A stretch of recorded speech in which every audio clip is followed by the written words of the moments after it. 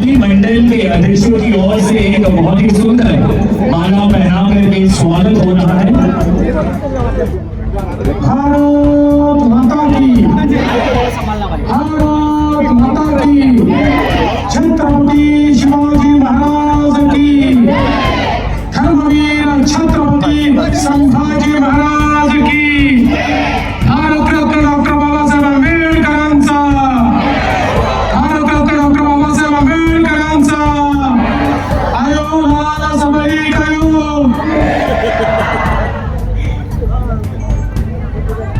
मंचावर उपस्थित भारतीय जनता पक्षाचे अध्यक्ष ज्यांच्या नेतृत्वामध्ये नगरपालिकेच्या निवडणुकीमध्ये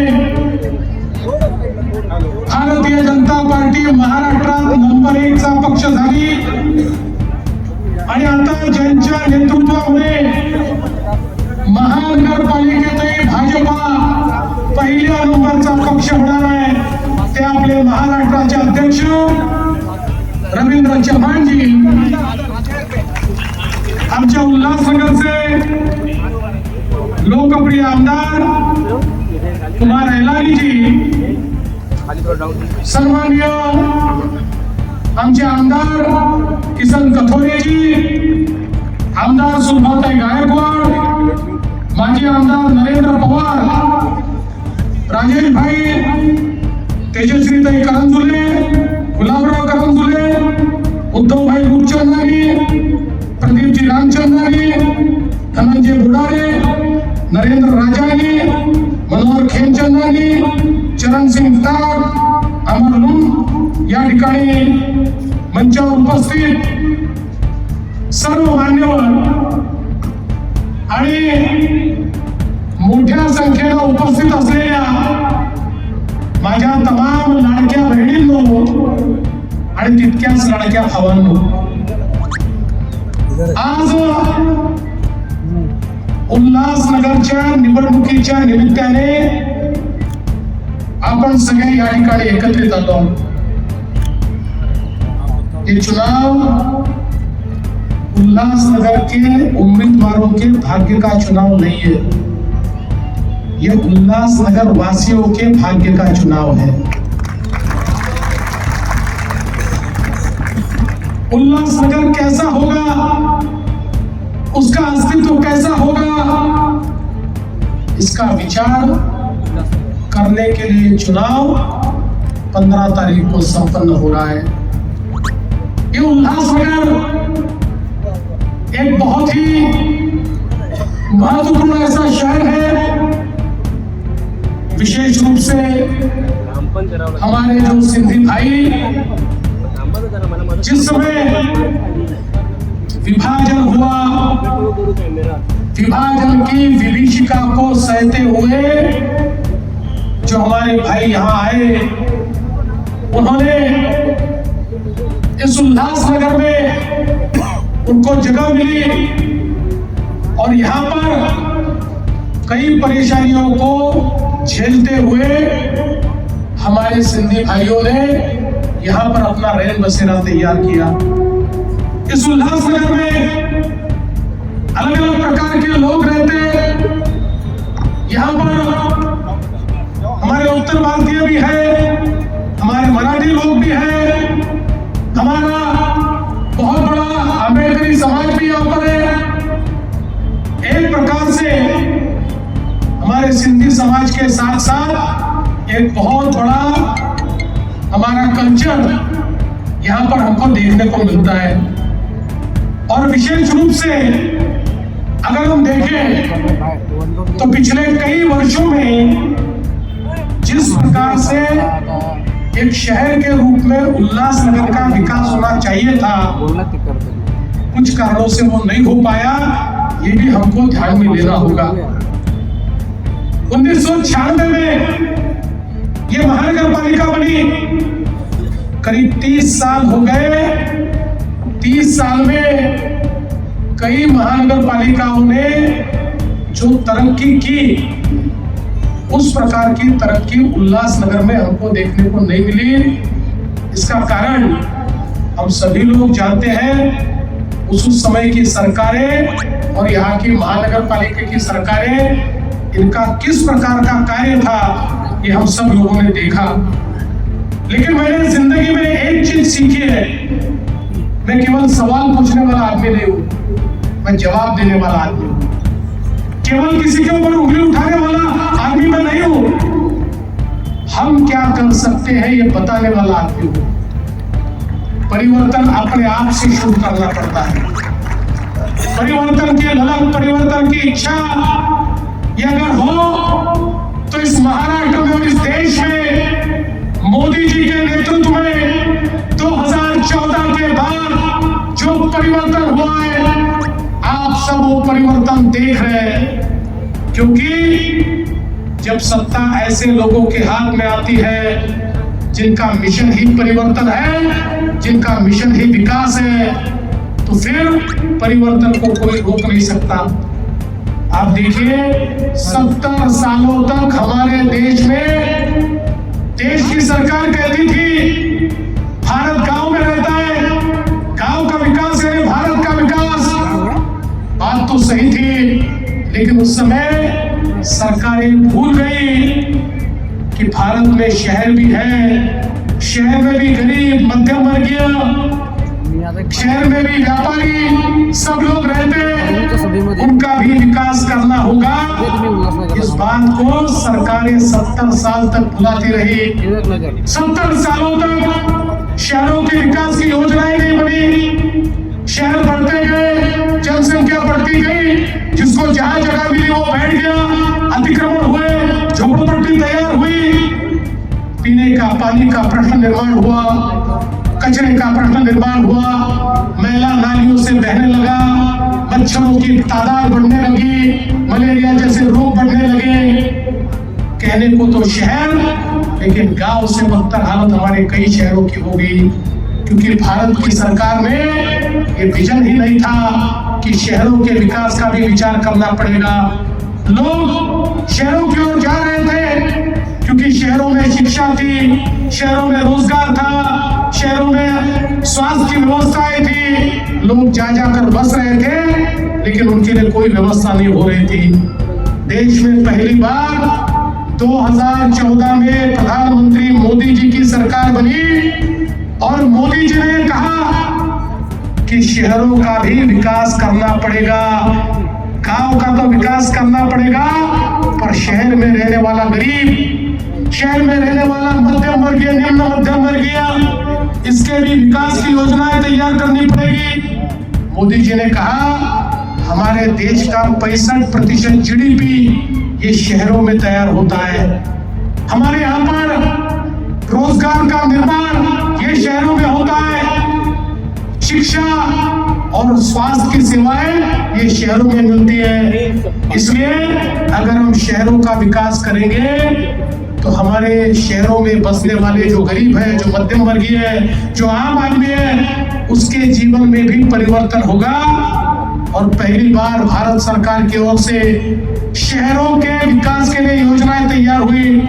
स्मार्ट सिटी की योजना, अमृत शहर की योजना, स्वच्छ भारत, शहरी मिशन, प्रधानमंत्री आवास योजना, शहरी मिशन, ऐसी कई योजनाओं के माध्यम से पहली बार हजारों करोड़ रुपए 2014 के बाद शहरों को मिलना शुरू हुआ। हमारे महाराष्ट्र को भी 50,000 करोड़ रुपया मोदी जी ने शहरों के लिए, शहरों में इंफ्रास्ट्रक्चर तैयार करने के लिए यहाँ पर दिया। आज आप देखिए इतने बड़े पैमाने पर शहर बदल रहे हैं। कल्याण, अमरनाथ, बदलापुर, ठाणे, नई मुंबई, यह बहुत तेजी से बदलाव हुआ, लेकिन उतनी तेजी से हमारा उल्लासनगर नहीं बदल पाया। ये भी हम लोगों को समझना होगा। अब हमने यह प्रण किया है, हमारा एजेंडा उल्लासनगर है। हम बताना चाहते हैं विकास क्या होता है, उल्लासनगर के पीछे खड़ा होना चाहते हैं, उल्लासनगर को हम विकास का इंजन बनाना चाहते हैं। आज आपने देखा होगा इतने सालों में MMRDA कोई काम MMR रीजन में नहीं करता था। एमएमआरडी रीजन में छोटे मोटे काम, वो भी कर्जे देने का काम एमएमआरडी से होता था। जब मैं मुख्यमंत्री बना तो मैंने एमएमआरडी को कहा ये नहीं चलेगा, आप पैसे कमाने की मशीन नहीं हो, आपको एमएमआर के क्षेत्र में और इस मुंबई थाना रायगढ़ जिले की जितनी महानगर पालिकाओं का क्षेत्र है, हर जगह आपको पैसा खर्च करना पड़ेगा। आज मुझे बताते हुए हर्ष होता है, एमएमआरडीए के माध्यम से 4 लाख करोड़ के काम ये सारे क्षेत्र में हमने शुरू किए। 475 किलोमीटर की मेट्रो आज मुंबई से लेकर एमएमआर रीजन में हम लोग कर रहे हैं। ये जो हमारे ठाणे भिवंडी कल्याण मेट्रो 5 है, उसका भी लाभ हमारे उल्लासनगर को होने वाला है। अभी 85% उसका काम हमने पूरा किया है। कार डेपो का काम चल रहा है, उसको भी जल्दी हम पूरा करेंगे। इसका विस्तार कल्याण बदलापुर वाया चिखलोली हम लोग करने वाले हैं। और हमारे ये जो सारे उल्लासनगर के लोग हैं, उनको भी इस मेट्रो का फायदा मिले, ये हमारा प्रयास होगा। और आने वाले दिनों में उल्लासनगर को मेट्रो के साथ और ई बसेस के साथ जोड़कर एक बहुत ही अच्छा ट्रांसपोर्टेशन का सिस्टम हम लोग तैयार करने वाले हैं, जिससे उल्लासनगर वालों को धक्के खाने नहीं पड़ेंगे, सुविधा के साथ वो ट्रैवल कर पाएंगे। आज आप देख सकते हैं, मोदी जी ने अमृत में हमको पैसे दिए, तो आज अमृत 2 के अंतर्गत हमारे उल्लासनगर में 848 करोड़ रुपए ये सीवेज ट्रीटमेंट प्लांट के लिए हम लोगों ने दिए। 848 करोड़, इससे पहले इतना पैसा नहीं मिलता था, लेकिन मोदी जी ने एक शहर को 1000, 1500, 2000 करोड़ रुपए दिए। आज हमारा जो मेला है, ये हमारे कुओं को, हमारे तालाबों को, हमारे नालों को खराब करता है, हमारे आरोग्य को खराब करता है, लेकिन सीवेज ट्रीटमेंट प्लांट के माध्यम से पूरा मेला हम ट्रीट करेंगे, मैला बाजू करेंगे, उसमें से हम खाद तैयार करेंगे और जो पानी साफ किया है उस पानी को ही हम लोग छोड़ेंगे, ताकि हमारे नदी में, हमारे नालों में, हमारे कुओं में, हमारे तालाबों में गंदा पानी न जाए, किसी का भी आरोग्य खराब न हो, स्वास्थ्य खराब न हो, ये हमने किया है। आज आप देख सकते हैं, जल पूर्ति के लिए उल्लासनगर को 621 करोड़ रुपए की योजना हमने दी है, जिसके माध्यम से हमारा प्रयास है आने वाले दिनों में उल्लासनगर के हर घर में पीने का पानी जाए। लेकिन एक और उसमें प्रश्न था, ये हमारे एमएमआर रीजन में जो पानी आता है वो थोड़ी जगह से आता है, कुछ हमारे जो ऐसे डैम है इस पर ही सारी महानगर पालिकाएं टिकी हुई है, और महानगर पालिका एक दूसरे से लड़ रही है, मुझे थोड़ा और पानी दे दो, मुझे थोड़ा और पानी दे दो। इतने सालों में हमारे लिए नया स्रोत तैयार नहीं हुआ, लेकिन आपके आशीर्वाद से मुख्यमंत्री बनते बराबर मैंने इस एमएमआर रीजन के लिए कोशीर और शिला ये 2 नए डैम मंजूर किए, उसका टेंडर किया, उसका काम शुरू किया। अब एमएमआर रीजन की जो महानगर पालिकाएं हैं, इसको 2050 तक जितना पानी लगेगा उतना पूरा पानी इन डैम के माध्यम से हम देंगे। आने वाले दिनों में चाहे वो उल्लासनगर हो, चाहे कल्याण डोंबिवली हो, चाहे नवी मुंबई हो, चाहे पनवेल हो, कहीं पर भी पीने के पानी की किल्लत नहीं होगी। इसके लिए पूरी व्यवस्था हमने की है, और इसके साथ साथ 621 करोड़ रुपए की पाइपलाइन की व्यवस्था करके हम ये प्रयास कर रहे हैं कि उल्लासनगर के हर घर में हम साफ पानी वहां पर दें। और जलापूर्ति के स्रोत निर्माण के लिए भी 220 करोड़ रुपए हमने दिया है। प्रधानमंत्री आवास योजना के तहत प्रेमनगर, टेकड़ी, संतोष नगर, यहाँ पर 3578 मकान बनाने के लिए 724 करोड़ रुपए हमने दिए।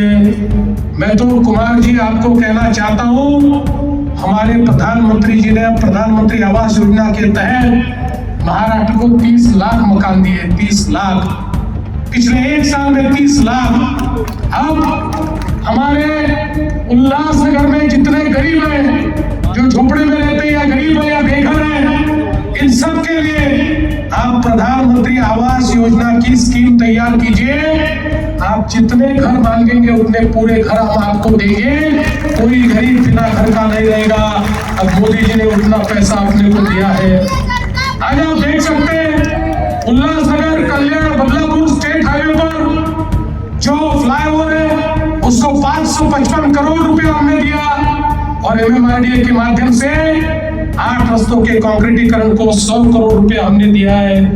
मैं जब आया तो कुमार भाई मुझसे कहने लगे, भाई साहब आप पहला काम कीजिए, हमारे रास्तों पर बहुत गड्ढे पड़ते हैं, हमारे रास्तों को कंक्रीट का रास्ता बनाइए। कुमार जी मैं आज ही आपको कहता हूँ, आप पूरे उल्लासनगर के DP रोड के कंक्रीटीकरण का प्लान तैयार कीजिए, उसको जितना पैसा लगेगा उतना पैसा हम देंगे। उल्लासनगर को बदलकर हमको दिखाना है।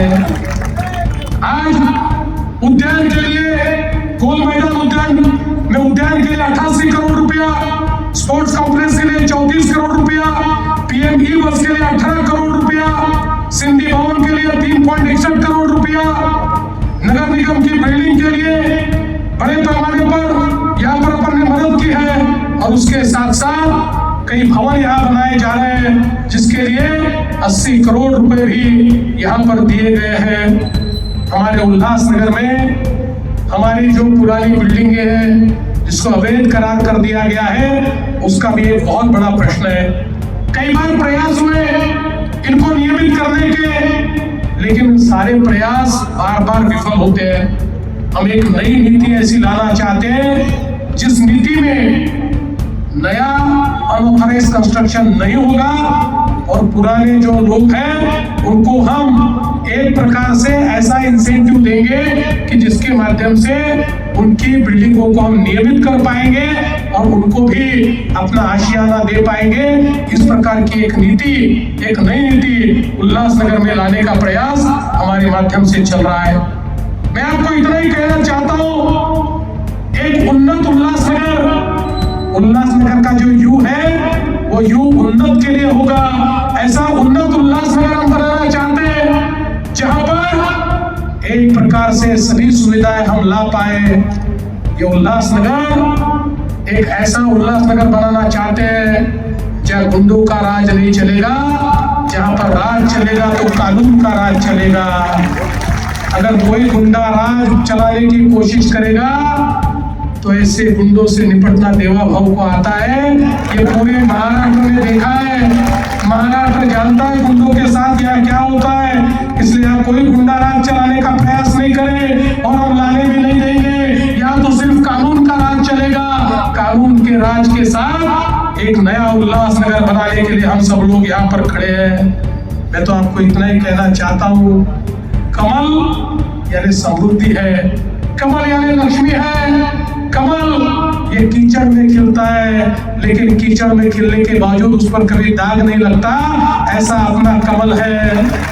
हम लोगों को यहाँ पर केवल महापौर बैठाना इतनी ही हमारी लालसा नहीं है। यहाँ बसने वाले गरीब, यहाँ बसने वाले दलित, यहाँ बसने वाले आदिवासी, यहाँ बसने वाले पिछड़े, यहाँ बसने वाले हमारे सिंधी भाई, यहाँ बसने वाले हमारे तमाम लोग, सभी के जीवन में एक सकारात्मक परिवर्तन लाना, ये हमारा ध्येय है। हम लोग उसके लिए काम कर रहे हैं। मोदी जी का सपना ये उल्लासनगर में यथार्थ में लाने के लिए हम लोग काम कर रहे हैं। देखिए, जिस समय पिछले वर्ष इस महाराष्ट्र में आप सबके आशीर्वाद से एक बहुत बड़ा बहुमत हमको मिला। भारतीय जनता पार्टी अकेली 137 सीटें जब हमको मिली तो लोगों ने कहना शुरू कर दिया, आता है भारतीय जनता पार्टी वाले इतक्या जास्त सीटा घेऊन निवडून आले की आता हे लाडकी बहीण योजना बंद करतील। 1 वर्ष झालं लाडकी बहीण योजना बंद झाली नाही आणि माझ्या सगळ्या लाडक्या बहिणींना मी सांगतो, जोपर्यंत तुमचा देवा भाऊ मुख्यमंत्री आहे लाडकी बहीण योजना कोणीच बंद करू शकत नाही। पण कुमारजी, माझ्या लाडक्या बहिणींना आता केवळ लाडकी बहीण ठेवू नका, आता मोदीजींनी लखपती दीदीची योजना आणली आहे. आता लाडक्या बहिणींना लखपती दीदी बनवायचं आहे. 50 लाख माझ्या लाडक्या बहिणी ऑलरेडी लखपती दीदी झालेल्या आहेत. पुढच्या 4 महिन्यात आकडा 1 कोटी पर्यंत मी नेतोय. उल्हासनगर मध्येही महानगरपालिका निवडून आल्यानंतर माझ्या तमाम लाडक्या बहिणींना या ठिकाणी लखपती बनवण्याची जबाबदारी तुमच्यावर आणि या महानगरपालिकेवर मी टाकून जातोय. माझ्या लाडक्या बहिणींना लखपती दिदी आपल्याला बनवायचा आहे. बंधू भगिनींनो, मी या ठिकाणी एवढंच सांगण्याकरता आलोय. आम्ही केवळ आश्वासन देणारे लोक नाही हो. केलेलं परिवर्तन तुमच्या नजरेसमोर आहे. उल्हासनगर मध्ये ते करून दाखवायचं आहे आणि म्हणून तुमचा आशीर्वाद हवाय. येत्या 15 तारखेला ज्यावेळी तुम्ही मतदान केंद्रावर जाल त्या ठिकाणी गेल्यानंतर 4-4 वोट प्रत्येकाला द्यायचे. इकडे तिकडे पाहायचं कारण नाही. जिथे कमळ दिसेल ते बटन दाबायचं, 4 कमळ दाबायची आणि त्या ठिकाणी परत यायचं. 15 तारखेला कमळाची काळजी तुम्ही घ्या. 16 तारखेपासून 5 वर्ष तुमची काळजी हा देवा भाऊ घेईल, हा विश्वास